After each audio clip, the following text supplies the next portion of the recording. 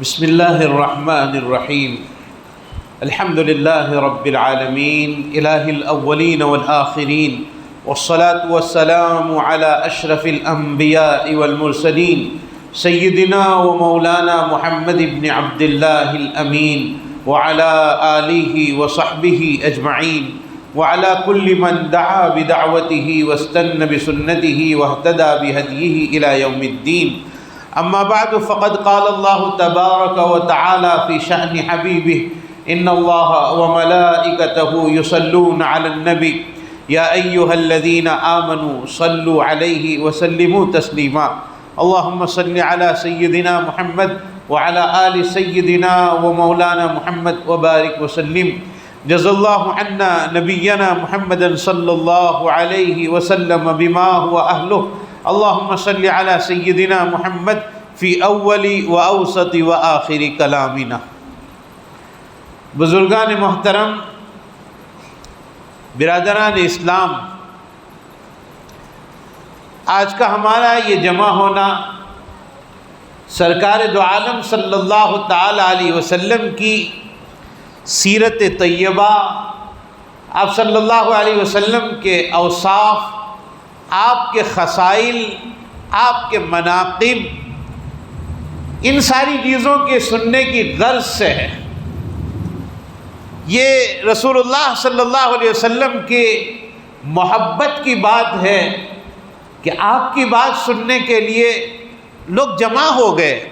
اللہ تعالی ہمیں سرکار دو عالم صلی اللہ علیہ وسلم سے سچی محبت عطا فرمائے، سچا عشق نصیب فرمائے۔ بہرحال آج کی رات کی مناسبت سے، شب معراج کی مناسبت سے، ہمارے رفیق محترم حضرت قاری عبدالعزیز صاحب دامت برکاتہم العالیہ نے بہت بہترین انداز میں آیات کا انتخاب کر کے بہت بہترین تلاوت فرمائی، اور دل چاہ رہا تھا کہ حضرت کی تلاوت ہوتی رہے اور اسی پر مجلس ختم ہو جائے۔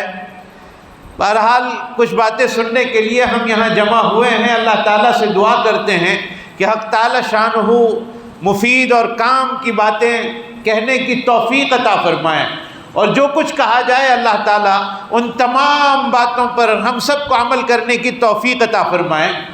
یہ ایک مسلم حقیقت ہے کہ سرکار دو عالم امام الانبیاء والمرسلین، تاجدار مدینہ، فخر رسول محمد الرسول اللہ صلی اللہ علیہ وسلم اللہ کے بعد سب سے بڑے ہیں۔ آپ سے بڑا کسی کا مرتبہ ہو ہی نہیں سکتا، اور کائنات کو سجانے اور بسانے سے پہلے رسول اکرم صلی اللہ علیہ وسلم کا تذکرہ۔ یہی وجہ ہے کہ جب ہم کسی کی تاریخ کو پڑھتے ہیں اور کسی کی سیرت کو پڑھتے ہیں، اور لکھنے والا جب کسی کی تاریخ کو رقم کرتا ہے اور لکھتا ہے، تو یہ لکھا جاتا ہے کہ فلاں بزرگ، فلاں آدمی، یہاں تک کہ فلاں نبی فلاں وقت میں پیدا ہوئے، اور پھر فلاں وقت میں ان کے اوپر یہ حالات آئے، جوانی ان کو اللہ نے نصیب فرمائی، بڑھاپا آ گیا، فلاں تاریخ کو انتقال ہو گیا، بات ختم۔ حضور صلی اللہ علیہ وسلم کی سیرت کا مطالعہ جب کریں تو لکھنے والوں نے جو کچھ لکھا ہے وہ تذکرہ آپ کے صرف پیدائش مبارک سے آپ کی سیرت شروع ہوتی ہو، ایسا نہیں۔ آپ کی سیرت کا تذکرہ حضرت عیسیٰ نے کیا ہے، آپ کی سیرت کا تذکرہ ان سے پہلے حضرت موسیٰ نے کیا ہے، آپ کی سیرت کا تذکرہ ابراہیم و اسماعیل علیہ السلام نے کیا ہے، آپ کی سیرت کا تذکرہ نوح نے کیا ہے، آپ کی سیرت کا تذکرہ سب سے پہلے انسان سیدنا آدم علی نبینا وعلیہ الصلاۃ والتسلیم نے کیا۔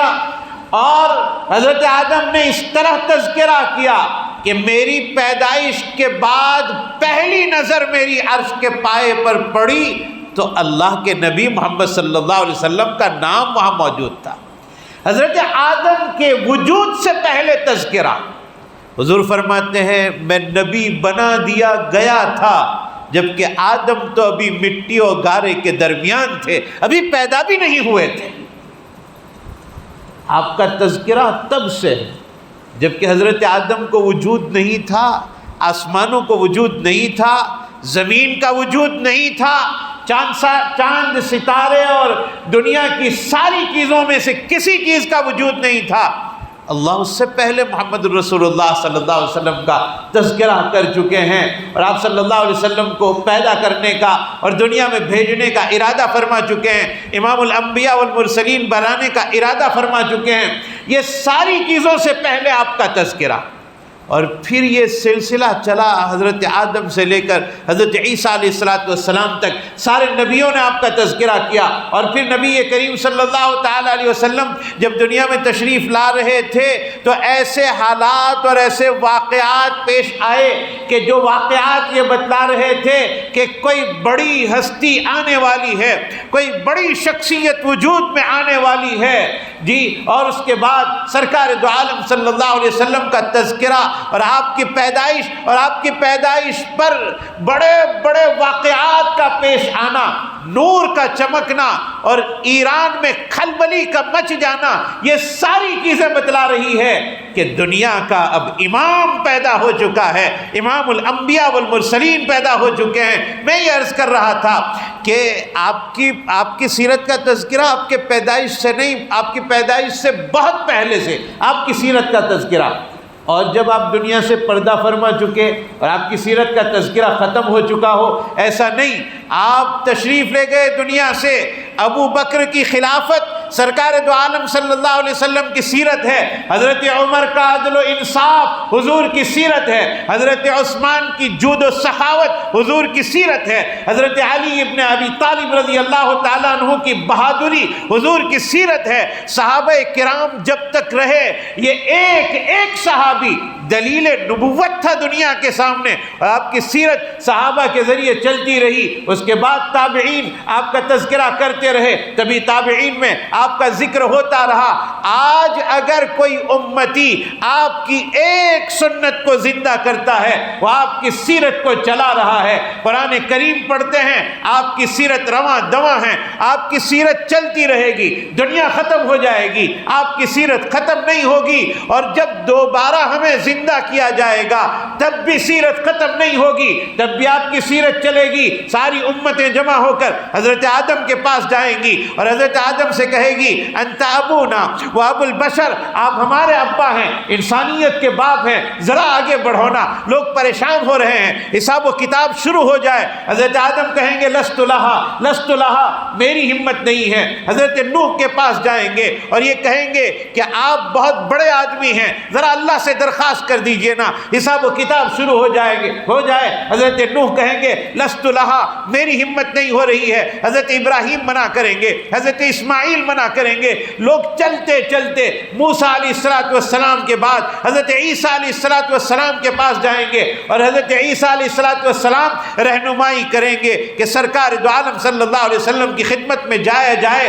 چنانچہ ساری امتیں ان تمام نبیوں سے ہوتے ہوئے، جن نبیوں نے یہ کہا تھا لست لہا، میری ہمت نہیں، ہماری ہمت نہیں، آخر میں حضور کے پاس جب جائیں گے، حضور فرمائیں گے انا لہا، ہاں آج یہ میری ہمت کی بات ہے، اللہ نے مجھے یہ موقع دیا ہے، مجھے یہ مقام دیا ہے، میں جاؤں گا اللہ کے پاس وَأَخِرُّ سَاجِدًا، اور میں سجدے میں پڑ جاؤں گا اور طویل سجدہ کروں گا، اور میں اللہ کی وہ تعریفیں کروں گا جو تعریف اللہ اسی وقت میرے ذہن میں القاء فرمائیں گے، میرے دل میں القاء فرمائیں گے، اور پھر مجھے حکم ہوگا یا محمد ارفع راسک، اے محمد اپنا سر اٹھاؤ، وسل تعطى، آپ سوال کیجئے آپ کو دیا جائے گا، واشفع تشفع، آپ سفارش کیجئے، آپ کی سفارش شروع کر دی جائے گی، آپ کی سفارش کو قبول کر لیا جائے گا، اور پھر حساب و کتاب شروع ہوگا۔ حضور کی سیرت تو وہاں بھی چلتی رہے گی۔ اس لیے ان ساری چیزوں کے سمجھنے میں ایک جملہ، ایک شعر کسی نے بہت بڑا، بہت سادے لفظوں میں بہت بڑی بات کہہ دی ہے۔ ایک تو جملہ آپ نے بہت مشہور سنا ہے، بعد از خدا بزرگ توئی، قصہ مختصر، اللہ کے بعد سب سے بڑے حضور ہیں۔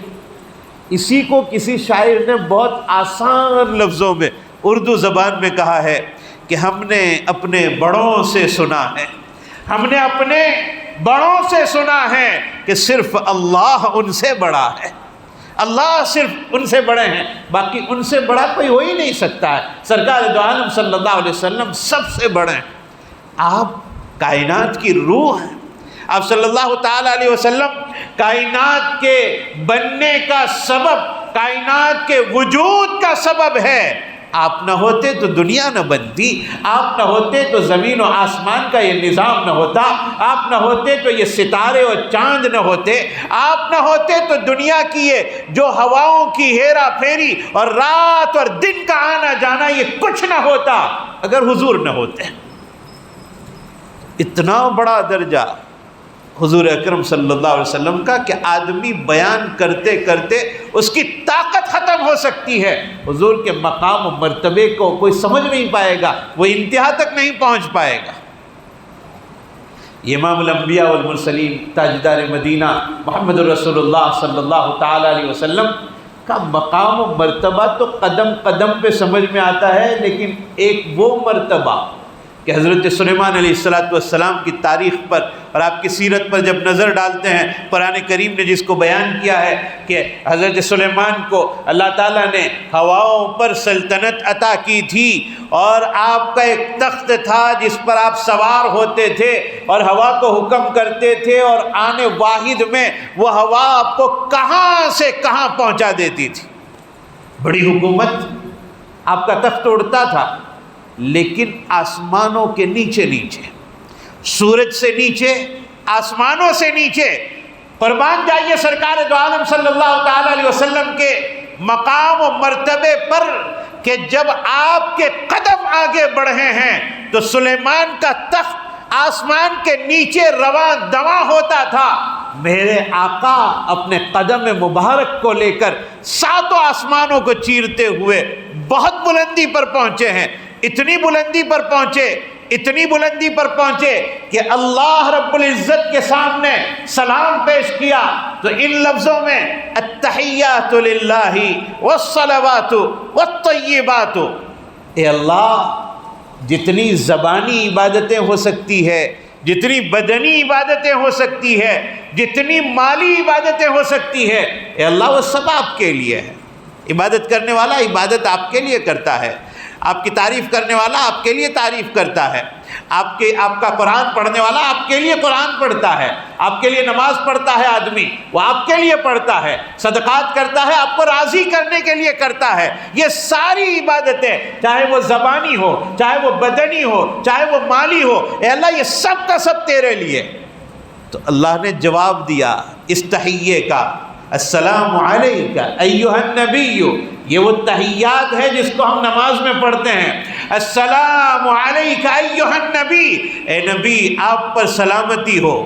تو حضور نے اتنی بلندیوں پر، آسمانوں سے اوپر، جنتوں کو پار کر کے اور ساری چیزوں کی سیر کرتے ہوئے بہت بلندی پر پہنچ کر جہاں اللہ نے یہ کہا السلام علیک ایھا النبی، حضور نے اتنی بلندیوں پر اپنی امت کو نہیں بھولا کہ اس دعا میں، اتنی بڑی دعا اللہ کی طرف سے مل رہی ہے اور میری امت اس میں شامل نہ ہو، تو حضور نے فرمایا السلام علینا وعلی عباد اللہ الصالحین، ہم پر بھی سلامتی ہو اور اللہ کے نیک بندوں پر بھی سلامتی ہو۔ آپ نے اپنی امت کو بھی سلامتی میں شامل کر لیا۔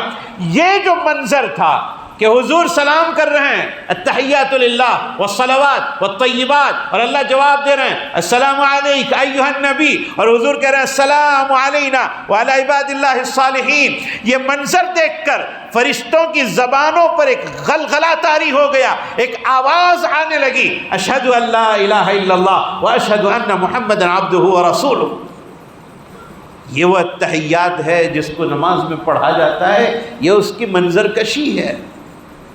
یہ معراج میں ملا سرکار دو عالم صلی اللہ علیہ وسلم کو۔ بہرحال بہت بلندیوں کا سفر کیا حضور اکرم صلی اللہ تعالی علیہ وسلم نے۔ اللہ حضور کی بلندیوں کو سمجھنے کی توفیق عطا فرمائے۔ لیکن میرے بھائیوں، ہم صرف سن کر انسنی نہ کر دیں، ایک کان سے سن کے دوسرے کان سے نکالنے والا کام ہم نہ کریں۔ سنیں حضور کے مقام کو، حضور کے مرتبے کو، لیکن اس نیت سے سنیں کہ وہ اللہ، جس اللہ نے اتنا بڑا نبی عطا فرمایا اور اللہ نے بغیر مانگے ہمیں اس نبی کا امتی بنایا، ہمارا کیا فریضہ بنتا ہے، ہماری کیا ذمہ داری بنتی ہے کہ ہم اس نبی کی سیرت کے اوپر عمل کریں، اس نبی کی سیرت کے مطابق شانہ بشانہ چلنے کی کوشش کریں، ایک ایک سنت پر عمل کرنے کی کوشش کریں، تب ہم سچے امتی کہلائیں گے۔ حضور صلی اللہ تعالی علیہ وسلم کو اتنا بڑا مقام کب ملا، یہ ایک سمجھنے کی بات ہے۔ ام المومنین حضرت عائشہ صدیقہ رضی اللہ تعالیٰ عنہ کی روایت ہے بخاری شریف میں کہ حضرت عائشہ نے سوال پوچھا اللہ کے نبی صلی اللہ علیہ وسلم، احد کے میدان میں آپ کو بڑی تکلیف پہنچی تھی، بہت مشقت پہنچی تھی، بڑی اذیت پہنچی تھی، کیا احد کے علاوہ کسی اور میدان میں بھی آپ کو اس سے زیادہ کوئی تکلیف پہنچی ہے؟ احد کے میدان میں حضور صلی اللہ علیہ وسلم کے یہاں حملہ کیا تھا زور سے تلوار کا، اور آپ کی زرہ ٹوٹ گئی تھی۔ حضور صلی اللہ تعالی علیہ وسلم کے سر کے اوپر لوہے کی جو خود تھی ٹوپی، اس کی کڑیاں رخسار مبارک میں گھس گئی تھی، جب نکالا گیا تو آپ کا خون نکل رہا تھا، آپ کے دندان مبارک شہید ہو گئے تھے۔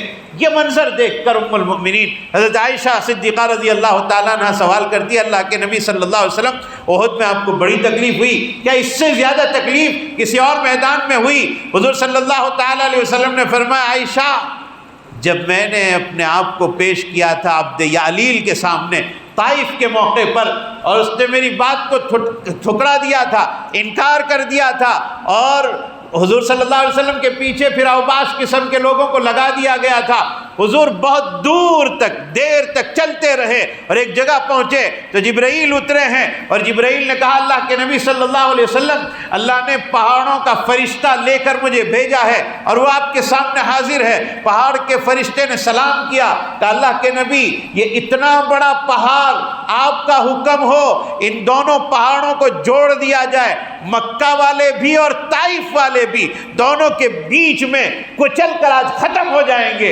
حضور کی صفت رحمت للعالمین پر ہم اور آپ قربان ہو جائیں کہ حضور نے فرمایا اے اللہ کے فرشتے انہیں چھوڑ دو، انہیں کوئی عذاب مت دو، مجھے امید ہے کہ اگر یہ لوگ مسلمان نہیں ہوئے تو ان کی نسلوں میں ایمان والے لوگ پیدا ہوں گے۔ یہ ہے صفت رحمت للعالمین سرکار دو عالم صلی اللہ علیہ وسلم۔ آپ کے اوپر حالات آئے اور اس وقت ایک عجیب و غریب کیفیت یہ بھی پیدا ہوئی تھی اس سے پہلے کہ شعب ابی طالب میں آپ کو قید کر دیا گیا تھا اور سوشل بائیکاٹ آپ کے ساتھ کیا گیا تھا۔ یہ بڑے کٹھن حالات آپ کے اوپر آئے تھے، تو اللہ رب العزت نے جبرائیل کو بھیجا کہ جاؤ میرے محبوب سرکار دو عالم صلی اللہ علیہ وسلم کو میرے پاس بلا لاؤ، اور اللہ یہ بتلانا چاہتے ہیں کہ میرے حبیب سرکار دو عالم صلی اللہ علیہ وسلم سے یہ کہہ دو جبرائیل، گویا اللہ یہ فرمانا چاہتے ہیں کہ حضور سے یہ کہہ دو جبرائیل کہ اے محمد صلی اللہ علیہ وسلم چلو نا، اللہ آپ کو بلا رہا ہے، آسمانوں پر بلا رہا ہے، اپنے پاس بلا رہا ہے، اللہ آپ کا مہمان بن رہا ہے، اللہ آپ کا میزبان بن رہا ہے، آپ مہمان بن کر تشریف لائیے۔ اور اے نبی آپ دیکھ لیجئے زمین والے اور زمین پر رہنے والے اگر آپ کے مقام و مرتبے کو نہیں سمجھ پا رہے ہیں اور وہ نہیں پہچانتے ہیں تو ذرا اوپر کے عالم میں آ کر دیکھو تو صحیح کہ آپ کی قیمت اوپر کے عالم میں کتنی ہے۔ حضور صلی اللہ علیہ وسلم کو لینے کے لیے حضرت جبرائیل اور بھی فرشتے بعض روایات میں ملتے ہیں، خاص طور پر حضرت جبرائیل تشریف لائے۔ آپ کو لے جانے سے پہلے شق صدر ہوا، سینہ چیرا گیا، دل مبارک نکالا گیا، آپریشن ہوا، حکمت و ایمان اندر بھر دیا گیا، اور پھر یہ دل کے دھونے اور نکالنے کے لیے جو حکمت بیان کی گئی ہے وہ یہ کہ اوپر کے عالم میں آپ کو جانا ہے، وہاں کی چیزوں کے دیکھنے کی صلاحیت پیدا کرنے کے لیے آپ کے قلب مبارک کو منور کیا گیا، جو منور پہلے سے ہی تھا مزید منور کیا گیا، اور پھر آپ کا سفر شروع ہوا۔ جبرائیل امین کے ساتھ آپ نکلے اور براق لایا گیا آپ کو۔ براق یہ برقن عربی زبان کا لفظ ہے۔ آپ نے بجلی دیکھی ہے جب بارش کے موسم میں آن واحد میں نیچے اتر کر پھر اوپر چلی جاتی ہے۔ براق ایسی سواری ہے کہ جہاں تک نظر پڑتی ہے وہاں تک اس کا پہلا قدم ہوتا ہے۔ حضور صلی اللہ تعالیٰ علیہ وسلم تشریف فرما ہوئے اور راستے میں کچھ جگہوں سے آپ کا جب گزر ہوا تو ایک بڑھیا عورت نے آپ کو اپنی طرف بلانے کی کوشش کی اور حضور صلی اللہ تعالی علیہ وسلم اس کی طرف توجہ کرتے، جبرائیل نے کہا آگے چلیے، اس کی طرف متوجہ ہونے کی ضرورت نہیں، آپ آگے چلے۔ تو ایک بوڑھا آدمی ملا اور اس نے آپ کو بلانے کی کوشش کی، جبرائیل نے کہا اور آگے بڑھو، اور آگے گئے تو ایک جماعت ملی جنہوں نے کہا السلام علیکم، سلام کیا۔ جبرائیل امین نے کہا پہلے نمبر پر جو بڑھیا ملی تھی وہ دنیا ہے، بالکل بڑھیا ہو چکی ہے، اب یہ اس کی عمر کا آخری حصہ چل رہا ہے، اس بات کو گزرے ہوئے 1400 سال ہو گئے ہیں، اب دنیا کون سے آخری دور میں چل رہی ہے آپ انداز لگا سکتے ہیں۔ مشکات شریف میں حدیث ہے، سرکار دو عالم صلی اللہ تعالی علیہ وسلم نے ایک مرتبہ بہت طویل خطبہ ارشاد فرمایا، بہت طویل، یہاں تک کہ سورج ڈوبنے لگا اور جو ٹیلے تھے پہاڑ، اس کے بالکل اوپر کے حصے میں سورج کی روشنی نظر آ رہی تھی، نیچے نظر نہیں آ رہی تھی۔ حضور صلی اللہ علیہ وسلم نے فرمایا یہ جتنے حصے پر روشنی باقی ہے دنیا کی مدت اب اتنی ہی باقی رہ گئی ہے، اتنی سی مدت باقی ہے، اب دنیا ختم ہونے والی ہے، فنا ہونے والی ہے۔ حضور صلی اللہ تعالی علیہ وسلم فرما چکے ہیں انا والساعہ کہاتین، میں اور قیامت دونوں اس طرح ہے جیسے یہ دو انگلیاں قریب قریب ہے، اور حضور یہ بات 1400 سال پہلے فرما چکے ہیں، آج اندازہ لگائیے کہ قیامت کتنی قریب ہوگی۔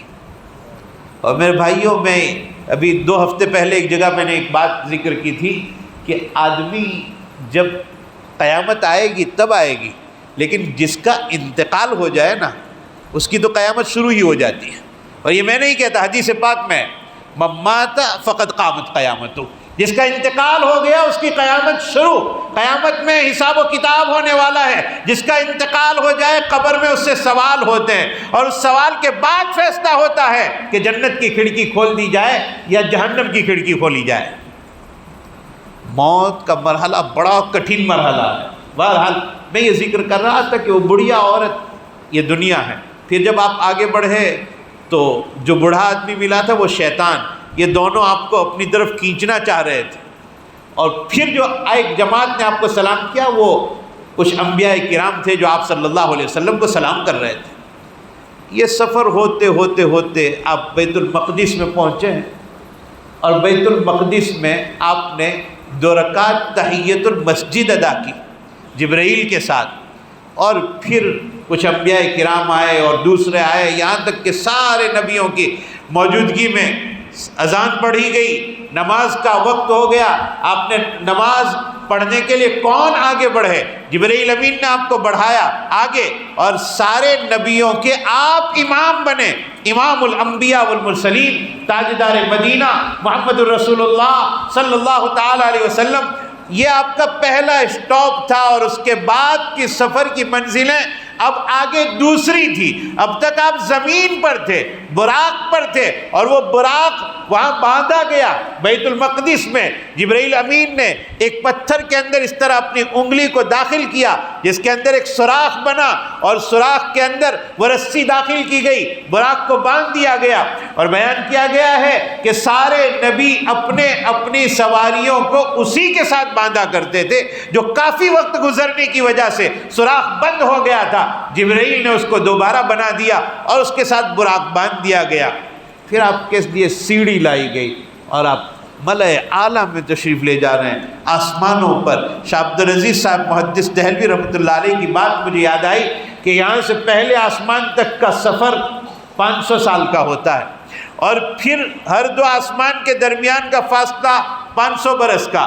ان 2 کے بیچ میں حضرت شاہ صاحب رحمۃ اللہ علیہ لکھتے ہیں کہ پہلے آسمان اور دوسرے اور تیسرے ہر آسمان کی جو چوڑائی ہے وہ چوڑائی 500 سال کی ہے۔ یہاں سے آسمان تک 500 سال، پھر وہ پہلا آسمان پار کرتے کرتے 500 سال، پھر دوسرے آسمان تک پہنچتے پہنچتے 500 سال، ایسے 7 آسمان ہیں۔ حضور صلی اللہ علیہ وسلم تشریف لے گئے، اتنا لمبا سفر۔ اس سفر کے بعد 2 جماعتیں وجود میں آئی ہے۔ ابو جہل نے یہ کہا ہے، ابو جہل اور ابو جہل کی پارٹی نے، یہ کیسے ہو سکتا ہے کہ اتنی دیر میں کوئی آدمی اتنا لمبا سفر کر کے آ جائے، یہ ہو ہی نہیں سکتا۔ صدیق اکبر رضی اللہ تعالیٰ عنہ سے کہا گیا کہ ایسا کوئی ہو سکتا ہے کہ راتوں رات ایک آدمی جا کر آ جائے؟ کہا نہیں ہو سکتا۔ کہا آپ کا ساتھی محمد کہتے ہیں؟ کہا میرے آقا کہہ رہے ہیں؟ تب تو بالکل سچی بات، آپ جا کر تشریف لائیں۔ یہ ہو ہی نہیں سکتا کہ حضور فرمائیں اور وہ ہوا نہ ہو۔ حضور نے جو کہہ دیا وہ بالکل سچا۔ یہ مکے کے لوگ حرم میں، کعبۃ اللہ میں، کچھ مشرکین حتیم کے پاس حضور اکرم صلی اللہ علیہ وسلم سے سوال کر رہے ہیں کہ آپ بیت المقدس جا کر آئے؟ کہا ہاں۔ کہا بتاؤ بیت المقدس جو مسجد ہے جس کو ہم بیت المقدس کہتے ہیں، بیت المقدس کے دروازے کتنے ہیں، کھڑکیاں کتنی ہیں، اس کا رنگ روگان کیسا ہے، اس کے اندر روشن دان کتنے بنے ہوئے ہیں؟ ظاہری بات ہے کہ ایک جگہ آدمی جا کر واپس آ جائے تو تھوڑی دیر میں وہاں کے دروازے نہیں گنتا ہے، وہاں کی کھڑکیاں نہیں شمار کرتا ہے، وہاں کے رنگ روگان کو نہیں دیکھتا ہے۔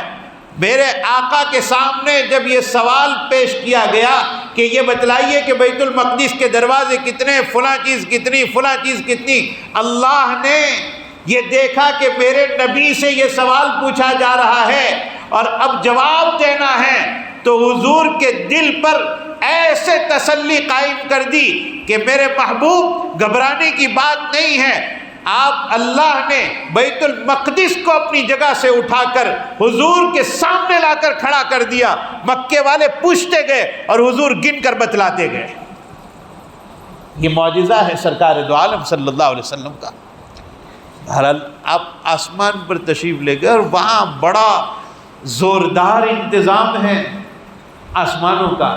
دروازہ کھٹکھٹایا، پوچھا دروازے پر جو گیٹ کیپر ہے اس نے سوال کیا پہلے آسمان کے کہ کون؟ کہا جبرائیل۔ کہا من معک، آپ کے ساتھ کون ہے؟ کہا محمد۔ کہا ان کو بلایا گیا ہے؟ اگر بلایا گیا ہے تو دروازہ کھولتے ہیں۔ تو جبرائیل نے کہا ان کو بلایا گیا ہے، دروازہ کھولا۔ حضور فرماتے ہیں فَإِذَا أَنَا بِآدَمَ، میں پہلے آسمان پر پہنچا تو میری ملاقات حضرت آدم سے ہوئی۔ حضرت آدم علیہ السلام سے لے کر حضرت عیسیٰ علیہ السلام تک سارے انبیاء نے آپ کے پیچھے نماز پڑھی ہے بیت المقدس میں، اور میرے اللہ نے ایسا نظام کیا کہ سارے نبیوں کو حضور پہنچے اس سے پہلے آسمان پر استقبال کے لیے پہنچا دیا۔ حضرت آدم پہلے آسمان پر اور حضرت آدم آپ کا استقبال کر رہے ہیں، مرحبا بالنبی الصالح وابن الصالح، اے نیک نبی آپ کا آنا مبارک ہو، اے میرے نیک بیٹے آپ کا آنا مبارک ہو۔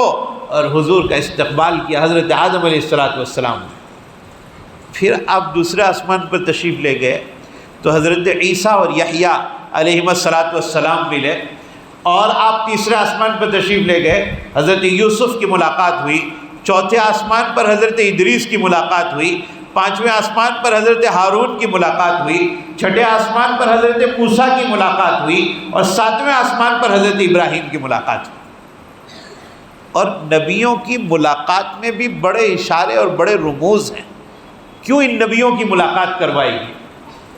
آدمی جب خواب میں کسی نبی کو دیکھتا ہے تو جس نبی کو دیکھا ہے ویسے حالات اس خواب کے دیکھنے والے پر پیش آتے ہیں۔ حضرت ایوب علیہ السلام اللہ تعالیٰ کے نبی ہیں، اور ان کے اوپر حالات آئے تھے، آپ بیمار ہو گئے تھے، بدن پہ آبلے پڑ گئے تھے، تھوڑے پڑ گئے تھے بڑے بڑے۔ ہمارے حضرت مولانا سید ابرار احمد صاحب دلیوی نور اللہ مرقدہ نے ایک مرتبہ حضرت یونس علیہ السلام کو خواب میں دیکھا، اور خواب میں دیکھنے کے بعد اس بیماری میں اللہ تعالیٰ نے آپ کو مبتلا کیا، آپ کے بدن کے اوپر آبلے پڑ گئے تھے، حضرت مولانا ابرار صاحب رحمۃ اللہ علیہ۔ تو جس نبی کو خواب میں دیکھا جائے ویسے حالات پیدا ہوتے ہیں خواب دیکھنے والے پر۔ ان نبیوں کی ملاقات میں یہ تو حضور بیداری کی حالت میں دیکھ رہے ہیں، لیکن ان نبیوں کی ملاقات میں کچھ اشارے تھے۔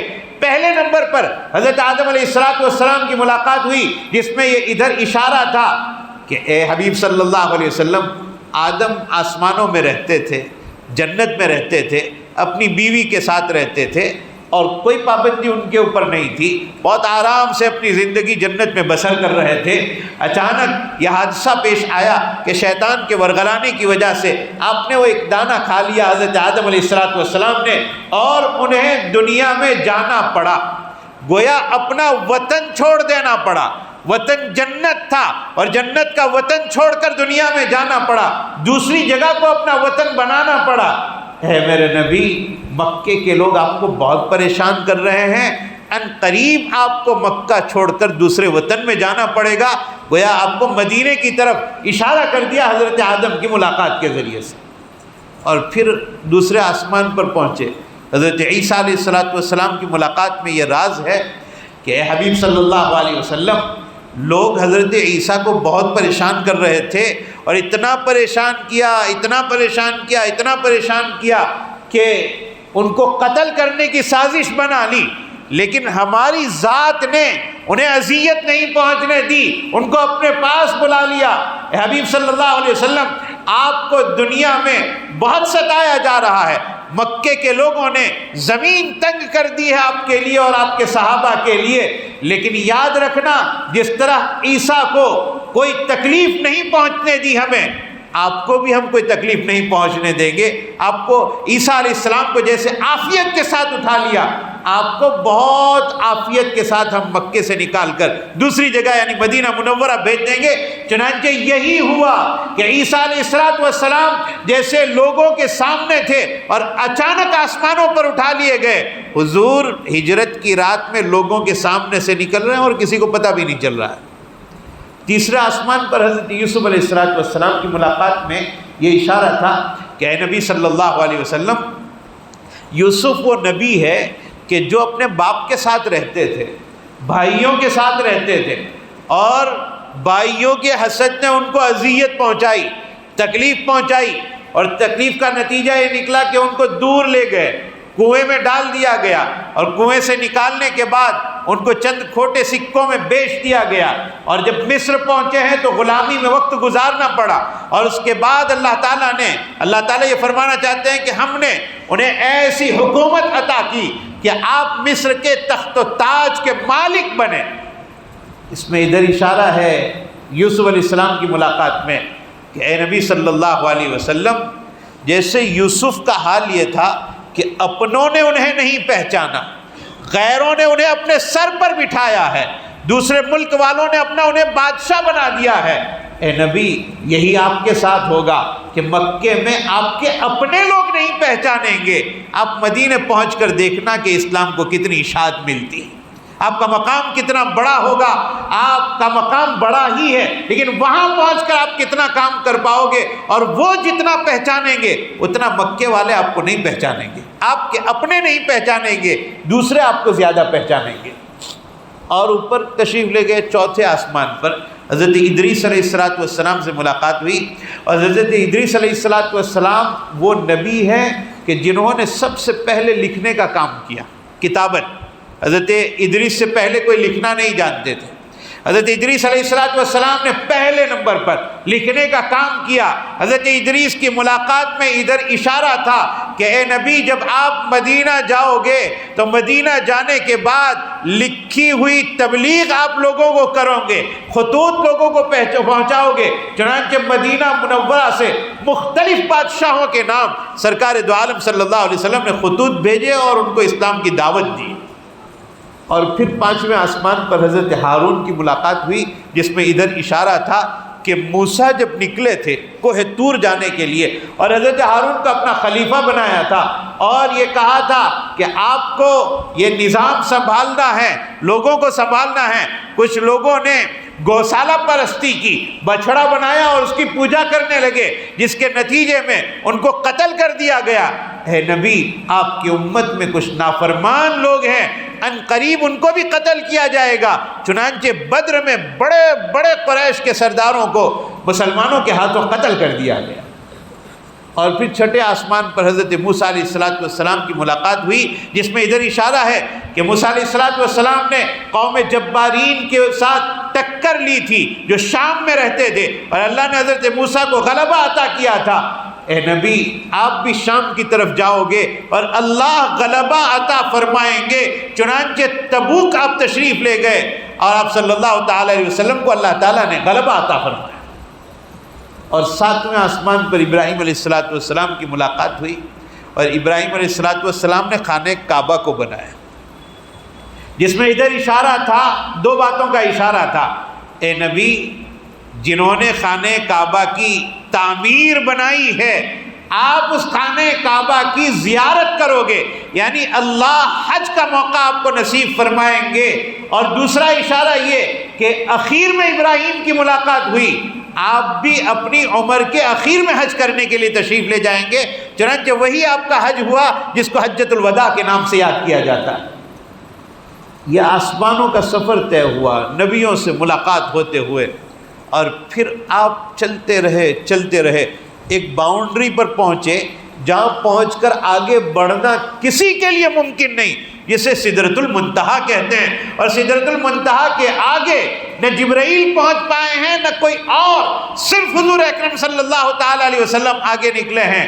تو آپ نے جنتوں کی سیر کی، جہنم کو دیکھا، اور پھر اور آگے آپ تشریف لے گئے تو آپ صلی اللہ تعالی علیہ وسلم نے شریف الاقلام کو سنا، یعنی جہاں تقدیریں لکھی جاتی ہے، قلم جہاں کام کرتے ہیں لکھنے کا، وہ قلم کے سرسراہٹ کی اور لکھنے کی آواز سرکار دو عالم صلی اللہ تعالی علیہ وسلم نے اپنے کانوں میں سنی۔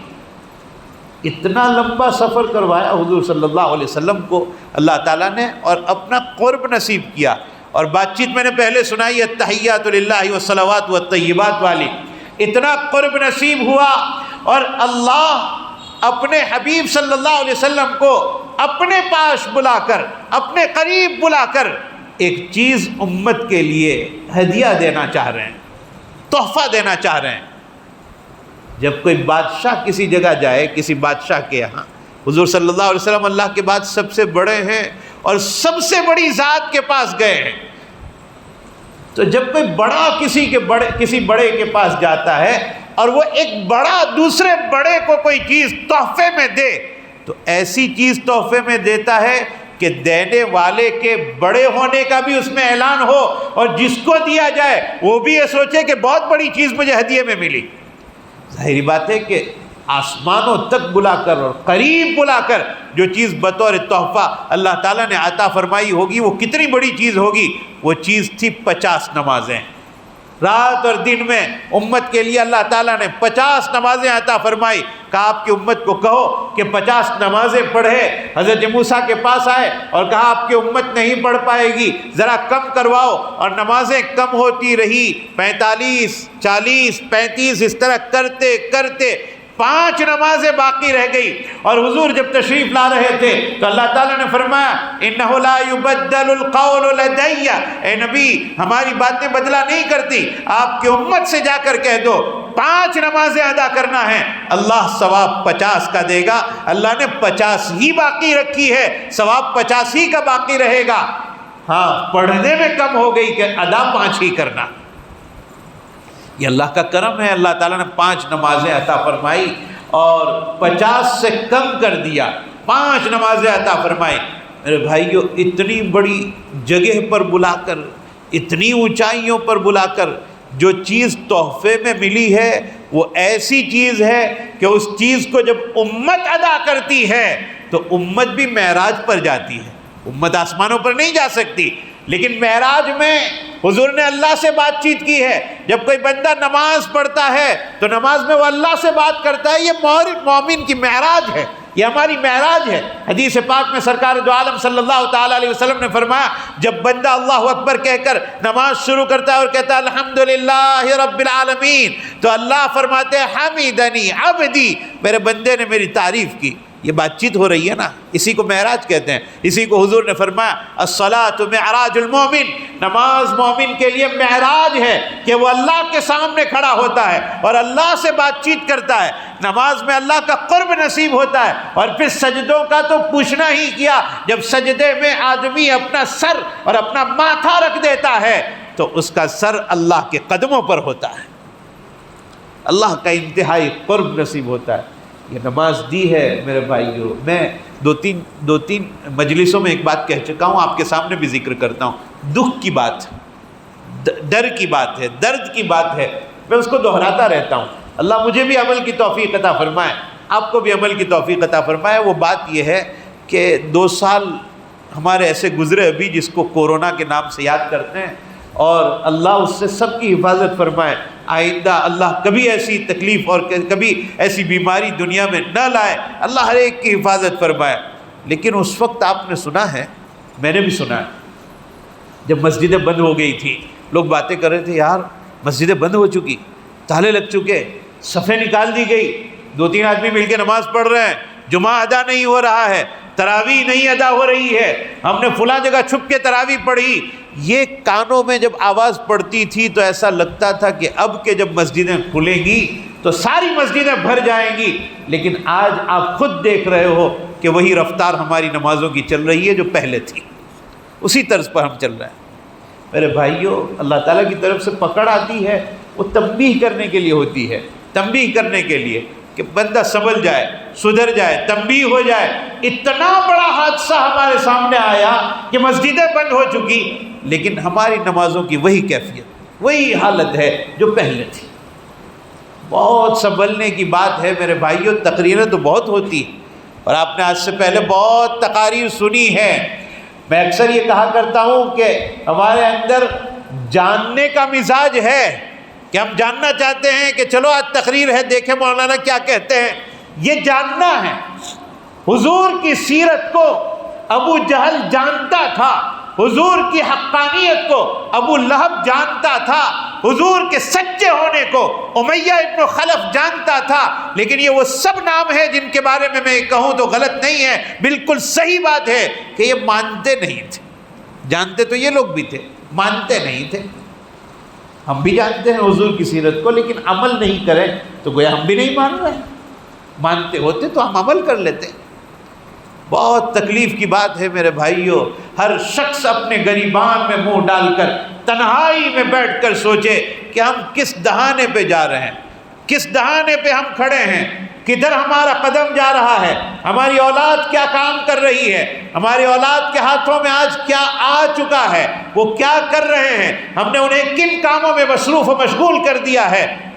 یہ سب ہمیں سوچنے کی بات ہے میرے بھائیوں. ذمہ داری بڑی ہے، ذمہ داری بڑی ہے، کام بڑا ہے، اور وقت کم ہے. اس کم وقت میں ہمیں بہت کچھ کر کے جانا ہے. اللہ کو راضی کرنے والے کام کر کے جانا ہے. سرکار دو عالم صلی اللہ تعالی علیہ وسلم کی سیرت کو زندہ کرنا ہے. اگر ہم نے حضور صلی اللہ علیہ وسلم کی سیرت کو زندہ کیا، اسلام پر چلے، تو یہی کامیابی ہے. سنت کس چیز کا نام ہے میرے بھائیوں؟ حضرت نوح علیہ السلام کے زمانے میں طوفان آیا تھا، سیلاب، سب غرق ہو چکے تھے. کون بچا تھا؟ صرف وہ لوگ بچے تھے جو کشتی میں سوار تھے، باقی پوری دنیا تباہ ہو چکی. اس وقت پوری دنیا میں نظر آنے والا سیلاب نہیں ہے ہمارے سامنے. بہت کام کی بات اللہ نے ذہن میں ڈالی ہے، اللہ کرے کہ وہ مجھے بھی سمجھ میں آ جائے، آپ کو بھی سمجھ میں آ جائے. نوح علیہ السلام کے زمانے میں سیلاب آیا تھا جو نظر آ رہا تھا، اور کشتی بھی نظر آ رہی تھی. جو اس میں بیٹھ گیا ایمان والا وہ کامیاب ہو گیا، باقی پوری دنیا ڈوب گئی. اس وقت سیلاب آ چکا ہے، لیکن ظاہر میں نظر نہیں آ رہا ہے، باقی اندر موجود ہے. موبائل کا سیلاب آ گیا ہے، شیاطین کا سیلاب آ گیا ہے، مسجد سے دور کرنے والی چیزوں کا سیلاب آ گیا ہے. اور سیلاب سے بچنے کے لیے ایک کشتی ہمارے پاس ہے، اور وہ نبی کریم صلی اللہ علیہ وسلم کی سنتیں ہیں. جو اس کشتی میں سوار ہو گیا وہی بچ پائے گا، ورنہ کوئی اور نہیں بچ پائے گا. یہی ایک طریقہ ہے بچنے کا، یہی ایک طریقہ ہے بچنے کا. اللہ کے واسطے اپنے آپ کو سنبھال لیں، اپنے آپ کو بچا لیں، ورنہ کل قیامت میں جب اللہ کے سامنے کھڑے ہونا ہے، ہمیں حساب کتاب تو دینا ہے. یہ تو ہم سنتے چلے آ رہے ہیں، حساب و کتاب ہمیں دینا ہے. میزان قائم ہو جائے گی اور ترازو کے سامنے ہمیں کھڑے ہونا ہے. میرے بھائیوں، آج کے دور میں اس حدیث کو جو میں اب سنانے جا رہا ہوں، اس کو اور زیادہ یاد کرنے کی ضرورت ہے. کلکم راع وَكُلُّكُمْ مَسْئُولٌ عَنْ رَعِيَّتِهِ، تم میں سے ہر شخص ذمہ دار ہے، حضور فرماتے ہیں، اور ہر ایک کو اپنے ماتحت کے بارے میں سوال کیا جائے گا قیامت میں۔ میری اور آپ کی بیوی اگر غلط کام کرتی ہے قیامت میں ہم سے پوچھا جائے گا، میری اور آپ کی اولاد اگر غلط کام کرتی ہے قیامت میں ہم سے پوچھا جائے گا، ہمارے ماتحت اگر غلط راستے پر چل رہے ہیں قیامت میں ہم سے پوچھا جائے گا، اور ترازو قائم کر دی جائے گی، وہاں حساب و کتاب ہونے والا ہے۔ کچھ کام ایسا کر لیا جائے جو اس ترازو کی نیکیوں کے پلڑے کو وزنی کر دے۔ ایسا کون سا کام ہے؟ ایسا ایک کام معراج کی رات میں ہی سمجھ میں آیا، ایک کام جو ترازو کے پلڑے کو وزنی کر دے، ہمارے لیے آخرت میں زمین ہموار کر دے، ہمارے لیے باغات کا نظام ہو جائے۔ ایک عمل معراج کی رات میں بتلایا گیا۔ حضور صلی اللہ تعالی علیہ وسلم جب معراج میں پہنچے، اور ابھی میں نے آپ کے سامنے ذکر کیا مختلف انبیاء کرام کی ملاقاتیں ہوئی، حضرت ابراہیم سے بھی ملاقات ہوئی تھی۔ حضرت ابراہیم علیہ السلام نے فرمایا تھا، یا محمد اقرأ منی امتک السلام، اے محمد اپنی امت کو میرا سلام کہنا، اور یہ کہنا اپنی امت سے کہ جنت ایک چٹیل میدان ہے، جنت ایک چٹیل میدان ہے، جتنی مرتبہ اللہ کا نام لوگے، اللہ کا ذکر کرو گے، کلمہ طیبہ پڑھو گے، اتنے درخت اس میدان میں لگتے جائیں گے۔ یہ معراج کی رات کا سبق ہے میرے بھائیوں۔ ہمیں اللہ کا ذکر، اور اللہ کے ذکر سے وزن بڑھے گا نیکیوں کا۔ بخاری شریف کی آخری حدیث میں سرکار دو عالم صلی اللہ تعالی علیہ وسلم نے یہی بات سمجھائی۔ کلمتانی، دو کلمے ہیں، حبیبتانی الی الرحمن، جو رحمان کو بہت پسند ہے، اللہ کو بہت پسند ہے۔ کوئی آدمی سوچ سکتا تھا کہ رحمان کو بہت پسند تو اس کو تو پڑھنے میں بڑی دقت ہوگی، بڑی پریشانی ہوگی، تو فرمایا خفیفتان علی اللسان، بولنے میں اور پڑھنے میں بہت ہلکے پھلکے، بڑے آسان۔ تو یہ خیال آتا ہے کہ جب پڑھنے میں اتنے ہلکے پھلکے تو ثواب کیا ملے گا؟ فرمایا ثقیلتان فی المیزان، ترازو میں اس کا وزن بہت زیادہ ہوگا۔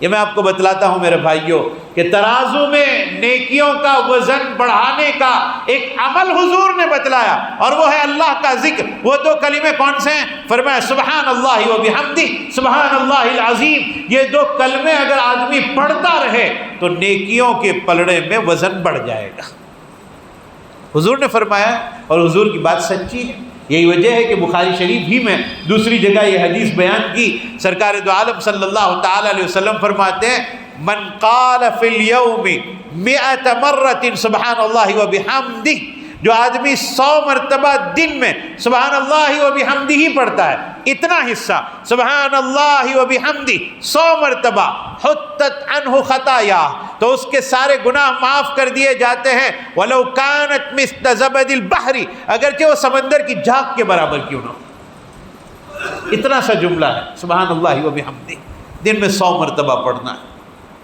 میرے بھائیوں، تقریریں بہت ہو چکی، اب تک بہت بیانات ہو چکے، بہت سن چکے، کیسٹوں میں بھی سن چکے، سیڈیوں میں سن چکے، موبائل میں سن چکے، لیکن میرے بھائیو صرف سن لینا کافی نہیں ہے، عمل کا ارادہ کرو۔ اتنا بڑا مقام اللہ نے دیا اس امت کو، ہمیں اور آپ کو۔ حضور صلی اللہ تعالی علیہ وسلم نے فرمایا انتم متمون، اے امت کے لوگو تم لوگ ختم کرنے والے ہو، تم لوگ تمام کرنے والے ہو، اتمام کرنے والے ہو، 70 امتن، 70 بڑی بڑی امتیں تمہارے اوپر ختم ہو رہی ہے، یعنی تم آخری امت ہو۔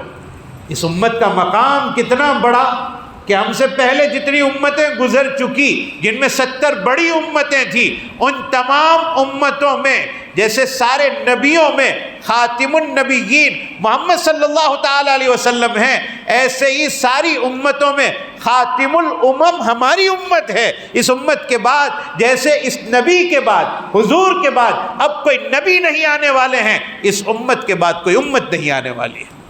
یہ بڑی امت ہے، بڑا مقام ہے اس امت کا۔ تو میرے بھائیو، ہم اپنے بڑے مقام کو سمجھیں کہ اللہ تعالیٰ نے کتنا بڑا مقام عطا فرمایا۔ آخری بات کہہ کر اپنی بات کو ختم کرتا ہوں کہ ہم لوگ اپنے آپ کو بھول چکے ہیں۔ یہ مثال میں پہلے بھی دے چکا ہوں آج پھر دیتا ہوں، اور میں دہراتا رہوں گا تاکہ مجھے بھی عمل کی توفیق ہو جائے، آپ کو بھی عمل کی توفیق ہو جائے۔ ہمارے حضرت مولانا سید ابرار احمد صاحب دھلیوی نور اللہ مرقدہ فرمایا کرتے تھے کہ ایک آدمی 2-4 سکے اچھالتا جا رہا تھا، اور کوئی پیچھے لگ گیا کہ ایک سکہ مجھے دے دے، ایک سکہ مجھے دے دے، ایک سکہ مجھے دے دے، اور وہ منع کر رہا تھا۔ اتنے میں اس مانگنے والے کو یاد آیا کہ میرے پاس تو بہت پیسے ہیں، نوٹ کی گدیاں رکھی ہوئی ہے، تو جیب سے اس نے نوٹ نکالے اور اس کو اچھالنا شروع کیا۔ تو اب سکے والا اس کے پیچھے آ گیا کہ مجھے دے دو ایک آدھ نوٹ، مجھے دے دو ایک آدھ نوٹ، اور اب وہ منع کر رہا ہے کہ نہیں، مجھے نہیں دینا ہے۔ حضرت نے اس مثال کو سمجھانے کے بعد بہت گہری اور بہت بڑی بات ارشاد فرمائی، اور واقعتاً اہل اللہ کے دل پر اللہ بات کھولتے ہیں۔ حضرت نے فرمایا کہ ہمارے پاس اتنی بڑی دولت ہے، ایک قرآن اور ایک حدیث، ہم بھول چکے ہیں، ہمیں نہیں معلوم کہ اتنی بڑی دولت ہمارے پاس۔ رب کعبہ کی قسم کھا کر کہتا ہوں، اس کی اہمیت اگر ہمیں سمجھ میں آ جائے تو ہم اس کے پیچھے اتنے چلیں گے کہ ہم کسی اور چیز کو آگے نہیں آنے دیں گے، صرف قرآن و حدیث ہی کو آگے رکھیں گے۔ لیکن ہم نے بھلا دیا ہے، ہم بھول چکے ہیں کہ یہ کتنی بڑی دولت۔ حضرت نے فرمایا کہ آج ہم جب بھول چکے کہ کتنی بڑی نعمت ہمارے پاس، تو ہم کسی ایکٹر کو جا کر کہتے ہیں کہ یہ پھٹا ہوا پتلون کیسے پہنا جائے ہمیں بتلاؤ، اور پھر ہمارا جوان پتلون پھٹا ہوا لاتا ہے، اچھے پیسے دے کر پھٹا ہوا پتلون لا کے پہنتا ہے، اور کسی کو جا کر یہ کہتا ہے کہ ٹی شرٹ کیسا پہنا جائے وہ ہمیں بتاؤ، کسی کو جا کے کہتا ہے کہ بال کیسے رکھے جائے، ہیئر سٹائل وہ ہمیں بتاؤ، کسی کو کہتا ہے کھڑے کھڑے چلنے کا سلیقہ بتاؤ، کھڑے کھڑے جانور کھاتے ہیں، انسان کھڑے کھڑے نہیں کھاتے ہیں، بھینس کھڑے کھڑے کھاتی ہے، انسان کا کام نہیں ہے میرے بھائیوں۔ تو یہ کہ کھڑے کھڑے چلتے چلتے کھانے کا طریقہ بتاؤ، یہ سب اس لیے ہم پوچھ رہے ہیں غیروں سے، اس لیے کہ ہم بھول چکے ہیں ہم کتنے بڑے ہیں، ہم بھول چکے ہیں ہمارے پاس کیا نعمت ہے۔ جس دن ہمیں یاد آ جائے گا کہ ہمارے پاس قرآن ہے، جس دن ہمیں یاد آ جائے گا کہ ہمارے پاس رسول اللہ صلی اللہ علیہ وسلم کی سنتیں ہیں، اور پھر ہم اس کے اوپر عمل شروع کر دیں گے، تو اللہ کی قسم کھا کر یہ بات کہی جا سکتی ہے کہ آج جس کے پیچھے ہم جا رہے ہیں کہ ہمیں بال رکھنے کا طریقہ بتاؤ، کپڑا پہننے کا طریقہ بتاؤ، وہ ہمیں قرآن و حدیث پر جب عمل کرتا ہوا دیکھیں گے، سکون والا دیکھیں گے، تو ہمارے پاس آ کر پوچھیں گے کہ تم بڑے سکون کے ساتھ زندگی گزارتے ہو، ہمیں طریقہ بتاؤ کہ کیسے اسلام پر چلا جائے۔ ہم نے اپنی آئی ڈی ختم کر دی ہے، اپنی شناخت ختم کر دی ہے، ہم نے اپنے مسلمان۔ اور میں ایک بات اور یاد آئی، میں یہ کہہ چکا تھا کہ آخری بات، لیکن ایک اور بات یاد آئی، وہ بھی بتلا دوں۔ ابھی پردے پر بڑا وبال ہوا تھا اور چل رہا ہے وبال، اللہ حفاظت فرمائے۔ لیکن میرے بھائیوں، کیا یہ بات غلط ہے کہ ہم نے اپنی بیویوں کے پاس، اپنی بچیوں کے پاس پردہ کروانا چھوڑ دیا، اور عورتوں نے پردہ چھوڑ دیا، جس کے نتیجے میں مخالفین یہ سمجھے ہیں کہ پردہ ضروری نہیں ہے، ان کو منع کر دو۔ جب یہ ضروری نہیں، کیوں یہ کرتے ہیں؟ میرے بھائیوں، آج جتنا اسلام سے ہم کٹیں گے اتنا مخالف یہ سمجھے گا کہ یہ چیزیں ضروری نہیں ہیں، اور آہستہ آہستہ سب بند کرنے کی فکر میں یہ لوگ لگیں گے، اور اس کا ذریعہ ہم اور آپ بنیں گے۔ اس لیے اللہ کے واسطے جہاں تک ہم کر سکتے ہیں اسلام کے اوپر پورا اترنے کی کوشش کریں۔ اسلام وہ چیز ہے کہ اسی میں سکون ہے، اسی میں عافیت ہے، اور ہماری عادت خراب ہے کہ ہم صرف مسجد میں مسلمان رہتے ہیں، باہر نکل کر ہمارا اسلام غائب ہو جاتا ہے، جبکہ قرآن یہ کہتا ہے وَلَا تَمُوتُنَّ إِلَّا وَأَنْتُمْ مُسْلِمُونَ، موت تک مسلمان باقی رہنا۔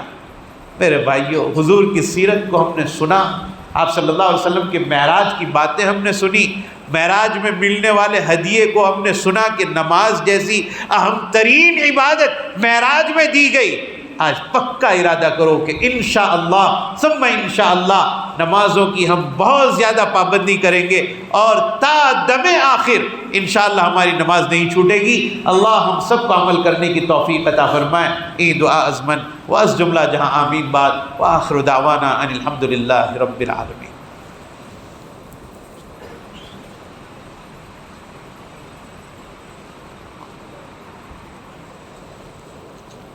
درود شریف پڑھ لو، دعا کرو۔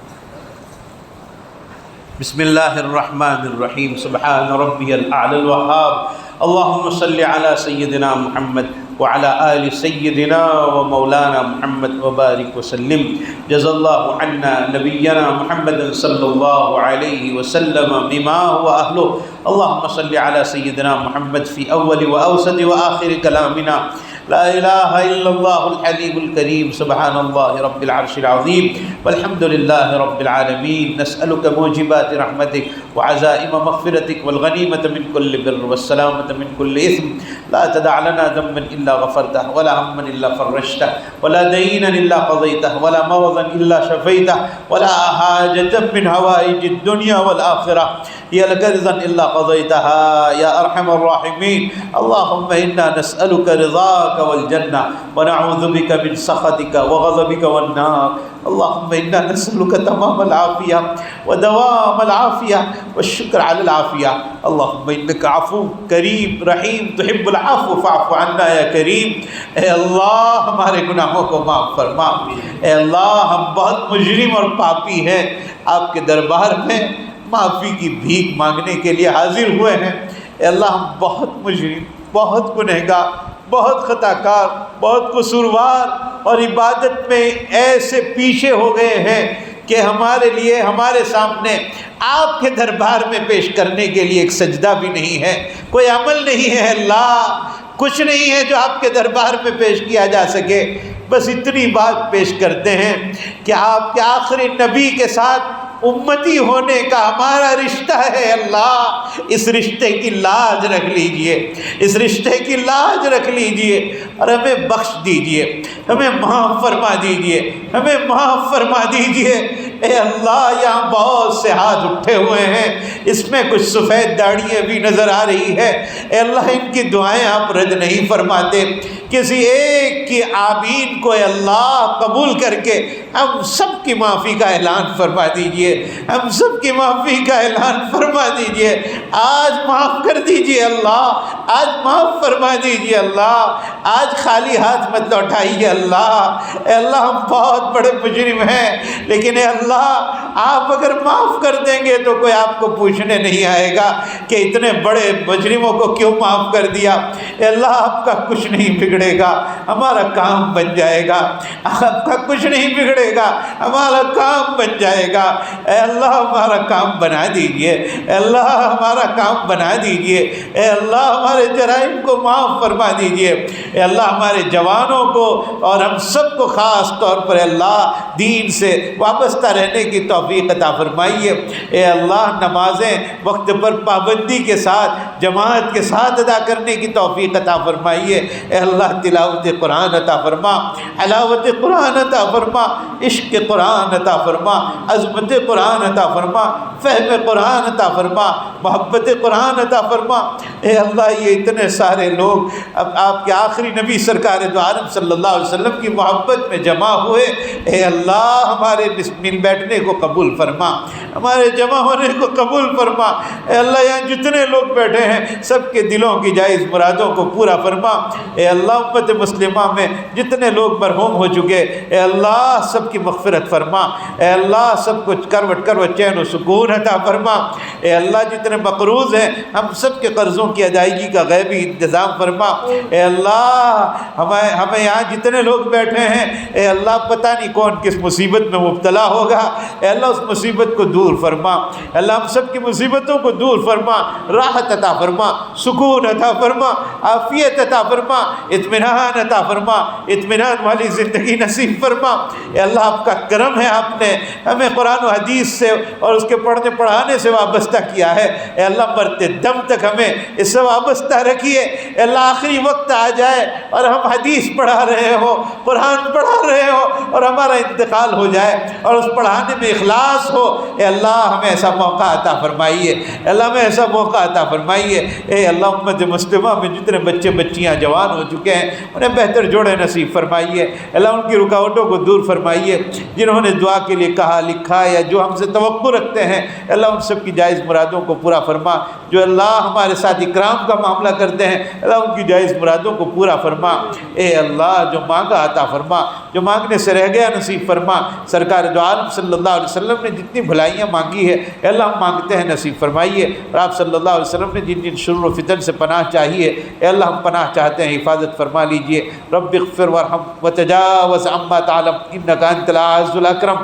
جزا اللہ عنا نبینا محمد صلی اللہ علیہ وسلم بما هو اہلہ۔ سبحان ربک رب العزۃ عما یصفون وسلام علی المرسلین والحمد للہ رب العالمین۔